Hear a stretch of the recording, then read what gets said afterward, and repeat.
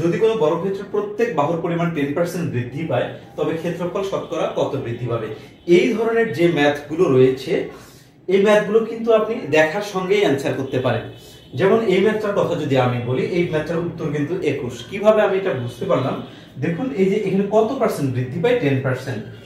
এই যে 10 প্লাস 10, এখানে কত হলো 20 হলো, যোগ এখানে 10 ইন্টু 10 করবেন বাই 100 দ্বারা ভাগ করবেন, অর্থাৎ এইখানে 10 10 100 আর হচ্ছে নিচে 100 আছে, এটি কাটাকাটি গেলে এইখানে টোটাল ক্যালকুলেশনে 1 থাকে, এইখানে 1 আর এখানে 10 10 20, এই হচ্ছে 21। তার মানে ক্ষেত্রফল শতকরা কত বৃদ্ধি পাবে, 21% বৃদ্ধি পাবে, 21% বৃদ্ধি পাবে।